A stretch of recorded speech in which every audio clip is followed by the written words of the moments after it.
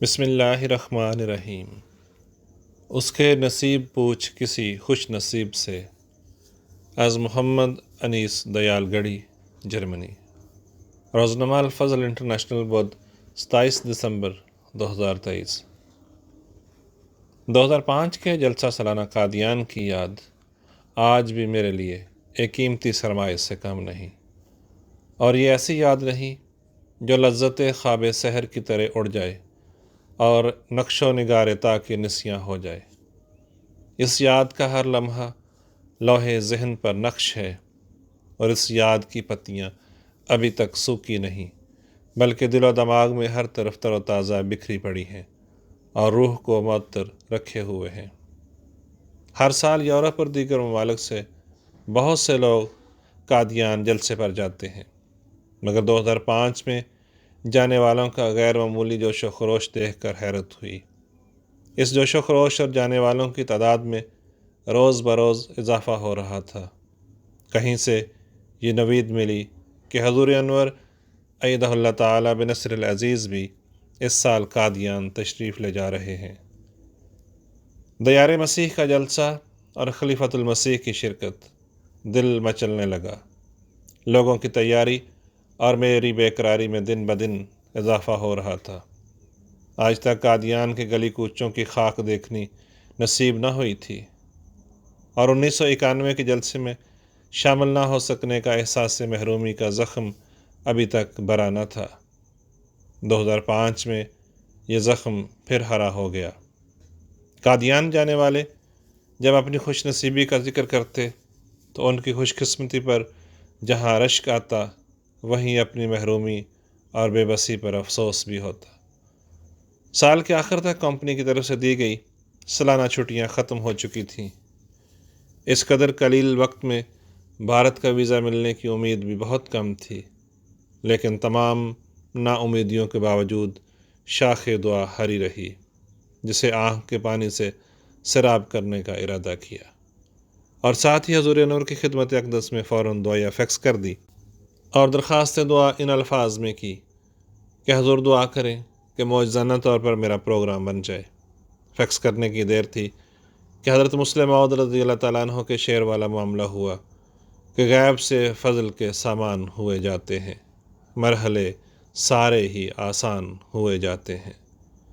گویا سیدنا حضرت خلیفۃ المسیح ایدہ اللہ تعالیٰ کی دعا سے میرے حق میں فیصلہ ہو گیا، اور مجھے یہ نہیں کہنا پڑا کہ میرے مجیب میری فغاں کا جواب لا۔ فیکٹری والوں نے چند چھٹیاں دینے کی حامی بھر دی۔ ویزا حاصل کرنے کے لیے بھارت کے قونصل خانہ پہنچا تو پچھلے پہر ویزا ہاتھ میں تھا۔ ٹکٹ بھی مل گئی، الحمدللہ۔ گل مراد کھل اٹھا، بلکہ جولی دامنے باغباں کی طرح پھولوں اور پھلوں سے لدی نظر آنے لگی، اور پھر وہ بابرکت اور بامراد دن آ گیا کہ دن گنے جاتے تھے جس دن کے لیے۔ 25 دسمبر 2005 کی شام کو ایک اور دیوانہ قادیان کی فضا میں داخل ہو رہا تھا، جو اپنی خوش قسمتی پر نازاں حیراں اور اللہ تعالیٰ کے افضال کے نزول پر جذبات تشکر کے ساتھ ان گلیوں میں قدم رکھ رہا تھا جہاں مسیح پاک کے قدم پڑے، جس خاک نے مسیح موعود علیہ السلام کے قدم چومے اور دم بدم چومے، جس کے فضاؤں میں مسیح پاک کی معطر اور مبارک سانسوں کی خوشبو رچی بسی تھی۔ اس زمین کو خدا نے اپنے مسیحا کے لیے چن لیا تھا اور بے شمار برکتوں سے نوازا۔ یہ وہ زمین تھی جو آسمان سے اتری تھی۔ میں اس بستی میں موجود تھا جہاں اس دور کا سورج طلوع ہوا، جہاں وہ ہستی پیدا ہوئی جسے خدا نے اپنے قرب سے فیض یاب کیا، اور اس پیارے وجود نے نہ صرف خود کو اپنے پیارے خدا کی محبت میں فنا کر دیا، بلکہ اس کی مخلوق کو اس سے ملانے کے لیے ہر ممکن تدبیر کی۔ صبح شام یہی ایک دن تھی کہ لوگ اپنے پیارے خدا کو پہچانیں اور اس سے محبت کریں، تاکہ خدا بھی ان سے محبت کرے، اور خدا کی یہ محبت وہ ساری دنیا میں بانٹیں، اور ساری دنیا خدا کے نور سے جگمگا اٹھے، اور دنیا امن و محبت کا گہوارہ بن جائے۔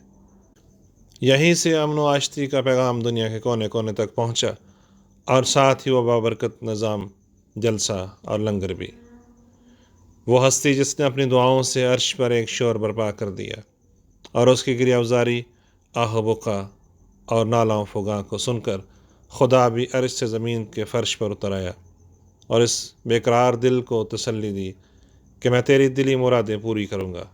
اس کی مراد کیا تھی؟ یہی کہ دیکھ سکتا ہی نہیں میں ذوف دین مصطفیٰ، مجھ کو کر رہے میرے سلطان کامیاب و کامگار۔ فرمایا میرے آنسو اس غم دل سوز سے تھمتے نہیں، دین کا گھر ویران ہے اور دنیا کے ہیں عالی منار۔ فرمایا یا الہی فضل کر اسلام پر اور خود بچا، اس شکستہ ناؤ کے بندوں کی اب سن لے پکار۔ اسلام کے لیے اس بے قرار اور مضطرب دل کی پکار سنی گئی، اور پھر اس کی دعاؤں سے جو دور تھا خزاں کا وہ بدلا بہار سے۔ اس مبارک زمین پر قدم رکھتے ہوئے ایک لمحے میں ہزاروں خیالات میرے دل میں آئے اور گزر گئے، اور کئی کیفیات دل پر وارد ہوئیں۔ ہزارہا سوالات دل و دماغ میں ابھرے اور بغیر جواب کے ڈوب گئے۔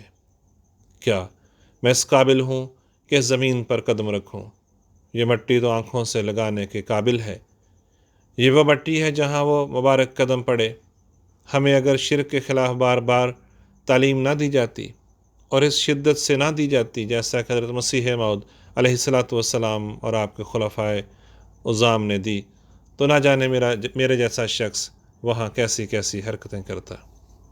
بہشتی مقبرہ قادیان جانے کا وقت آیا تو یہ وقت مجھ پر سب سے مشکل اور کڑا وقت تھا۔ اندر داخل ہونے سے قبل ہی عجیب حالت تھی۔ اپنے گناہ، غلطیاں اور کوتاہیاں سوال بن کر نگاہوں میں پھرنے لگے، اور سوالات کے یہ نشتر میرے دل کو چھلنی کیے جا رہے تھے۔ کہاں آ گئے ہو تم؟ تمہارا یہاں کیا کام؟ اور اب تم کہاں جا رہے ہو؟ کیا تم مزار اقدس پر جانے کی جسارت کرنا چاہ رہے ہو؟ کیا تم نے اپنی حیثیت اور اپنی اندرونی حالت پر غور کیا ہے؟ کیا کرو گے تم وہاں؟ کیا تم اس قابل ہو؟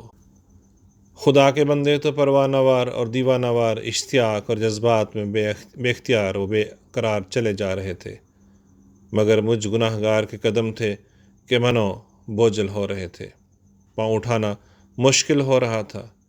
انہی جذبات و خیالات میں لوگوں کے ازدحام اور ہجوم میں چلا جا رہا تھا، اور لوگوں کا یہی سیلاب مجھے بہا لے گیا، اور میں اچانک سیدنا و امامنا حضرت مسیح موعود علیہ الصلاۃ والسلام کے مزار مبارک پر کھڑا تھا۔ مجھے اپنے جسم کی حالت کا تو اندازہ نہیں، مگر سوچوں کے اندر ایک زلزلہ تھا، ایک زلزلہ جو میری ہستی کو ہلائے جا رہا تھا۔ نہ معلوم کب تک یہ حالت رہی۔ پھر لوگوں کی دبی دبی سسکیوں اور کانپتے لبوں سے نکلتا درود و سلام سن کر کچھ ہوش آئی، مگر صرف اتنی کہ اگر آ ہی گئے ہو تو سلام تو عرض کرو، اور پھر دعا کرو۔ دعا اور پھر مزار مسیح پر اس ہستی کے لیے دل پھر بہکا۔ مضمون کا یہ حصہ میں یہی ختم کرتا ہوں کہ ایک لمبی جنگ تھی میرے اور میرے نفس کے درمیان۔ کیسے کیسے خیال آئے اور گزر گئے، میں نے وہاں کیا کیا یا مجھ سے کیا سرزد ہوا، یہ سب ناقابل بیان ہے اور دل بتانا بھی نہیں چاہتا۔ بعد کے دنوں میں یہ حالت کسی حد تک بہتر ہو گئی، یہ بھی اسی ہستی کی قوت قدسی کا فیضان ہے، اور یک قطرہ ز بحر کمال محمد است۔ مزار مسیح کے احاطے سے باہر نکلا تو اچانک دوسری قبروں کے کتبوں پر نظر پڑی، تو پھر دیوانگی کا ایک حملہ ہوا۔ مسیح پاک کے سچے موتی اور صدیق اب بھی ایسے ہی قریب تھے جیسے دنیا میں۔ حضرت حکیم الامت رضی اللہ تعالیٰ عنہ جیسا نابغہ روزگار یہاں مدفون ہے، تو حضرت مولوی عبد الکریم رضی اللہ تعالیٰ عنہ جیسا مسلمانوں کا لیڈر بھی۔ سامنے حضرت سید سرور شاہ صاحب رضی اللہ تعالیٰ عنہ محو خواب تھے، جن کے ایک سجدے کے بارے میں کہا جاتا ہے کہ اس قدر لمبا ہوتا تھا کہ مجھ جیسوں کی طاقت برداشت سے باہر تھا۔ پوچھا جاتا تو فرماتے، میں نے تو صرف 3 دفعہ ہی سبحان ربی الاعلیٰ کہا ہے۔ ان کا کہنا صرف کہنا ہی نہ تھا، وہ اس عالم سے ہو کر آتے تھے کہ اس رخ کو دیکھنا ہی تو ہے، اصل مدعا۔ ایک طرف حضرت منشی اروڑے خان صاحب اسودہ خاک ہیں تو دوسری جگہ ان کا دوست حضرت منشی ظفر احمد صاحب۔ یہاں حضرت عبداللہ سنوری صاحب رضی اللہ تعالیٰ عنہ محو خواب ہیں تو وہاں حضرت چودھری نصر اللہ خان صاحب ابدی سکون میں محو استراحت ہیں۔ حضرت میر ناصر نواب صاحب جیسا بزرگ بھی یہاں دفن ہے تو آپ کی بزرگ اولاد میں سے حضرت میر محمد اسماعیل صاحب اور حضرت میر محمد اسحاق صاحب بھی اسی جنت میں پنہاں ہیں۔ حضرت نواب محمد علی خان صاحب جیسا امیر مگر دل کا غریب اور پھر حضرت چودھری نصر اللہ خان صاحب کی بزرگ اہلیہ کیسے کیسے ہیرے اس مٹی میں مدفون ہے۔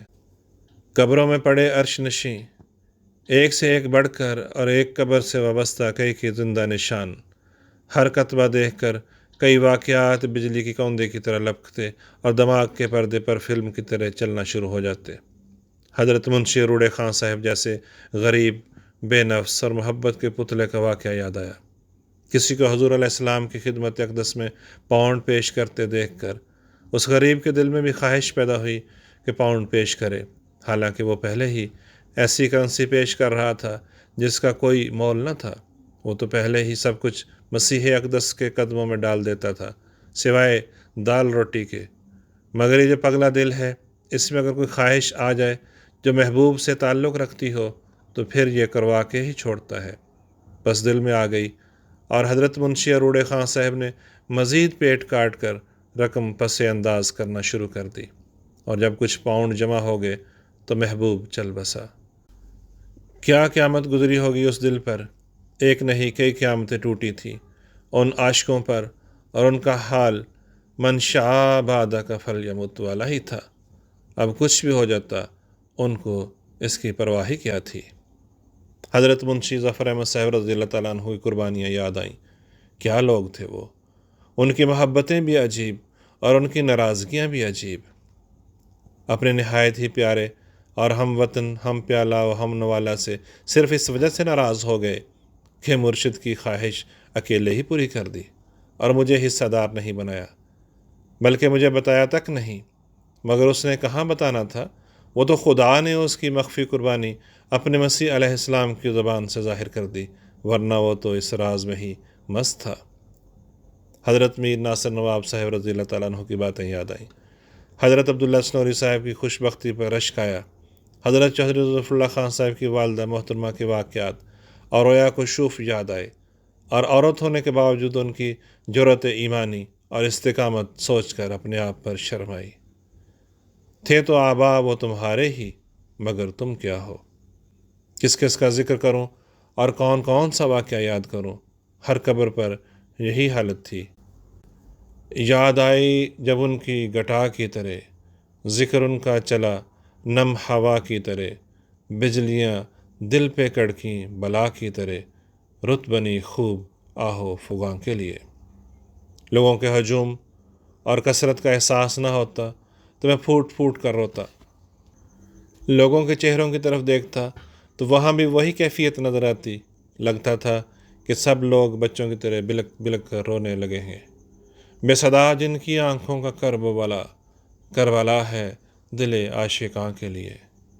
کہنے کو تو یہ قبرستان ہے مگر میرے جیسے کو زندگی بخشتا ہے۔ صرف بہشتی مقبرے کی داستان ہی اتنی لمبی ہے کہ سفینہ چاہیے اس بحر بے قرار کے لیے۔ دارالمسیح، مینارۃ المسیح، مسجد اقصیٰ، مسجد مبارک، بیت الدعا، بیت الفکر، احمدیہ چوک، قادیان کی گلیاں اور محلے، یہ ساری جگہیں مبارک اور شاعر اللہ میں سے ہیں۔ ان پر کتابیں لکھی جا چکی ہیں اور لکھی جائیں گی، مگر رندوں کی تشنگی دور ہوگی نہ پروانوں کی دیوانگی۔ ایک ایک ذرہ چومنے اور آنکھوں سے لگانے کے لائق ہے، مگر یہ ہمت کس کو ہے۔ قادیان کے جلسے کا بھی اپنا رنگ اور اپنا ماحول تھا جو برقی لہروں کی طرح ہر دل پر اثر انداز تھا۔ حضور انور عید اللہ تعالیٰ بن نصر عزیز کی تقاریر کے دوران تو عجیب محبت وارفتگی اور ربودگی کا عالم ہوتا تھا۔ حضور کے دیدار کی تڑپ اور گفتار کی آرزو، کچھ ٹکٹکی لگائے پلک جھپکے بغیر نرگس کی آنکھ سے نظارہ کر رہے ہیں تو کسی کو نظارے کی تاب ہی نہیں، بس سر نیچے کیے گوش بر آواز ہیں اور ایک ایک لفظ کو روح میں اترتا محسوس کر رہے ہیں۔ کچھ استغراق کے عالم میں ہیں، کچھ آنسو بہا رہے ہیں، تو کچھ جوش میں نعرہ تکبیر بلند کر رہے ہیں۔ یہ بزم محبت ہے۔ اس بزم محبت میں دیوانے بھی شیدائی، فرزانے بھی شیدائی۔ انڈیا کے دور دراز کے علاقوں سے آئے ہوئے لوگ جو مختلف رنگ و نسل کے تھے اور مختلف بولیاں بولنے والے، پنجابی بھی اور بنگالی بھی، آسام کے لوگ بھی اور سکم کے رہنے والے بھی، بہار کے بھی اور یو پی کے بھی، کیرالہ اور کشمیر کے لوگ تو کثرت سے تھے اور اکثر ڈیوٹیاں بھی ان کے سپرد تھیں۔ ڈیوٹی پر مستعد اور خلوص و محبت سے لبریز، میٹھے اور پیارے لہجے والے۔ ہندوستان کے لوگوں کے علاوہ یورپ، پاکستان، امریکہ اور کینیڈا سے آئے ہوئے لوگ، چین، جاپان، انڈونیشیا اور جزائر کے رہنے والے، عرب کے صلحاء اور افریقہ سے آئی ہوئی نیک روحیں، یہ سارے پروانے شمع کے طواف میں قادیان میں جمع تھے اور یک زبان ہو کر زبان حال سے حضرت مسلم موعود رضی اللہ تعالیٰ عنہ کا یہ شعر آلاپ رہے تھے، اور میں باگوش ہوش اسے سن رہا تھا کہ ایشیا، یورپ و امریکہ و افریقہ سب دیکھ ڈالے، پر کہاں وہ رنگ ہے قادیاں۔ آواز نعیم احمد باجوہ۔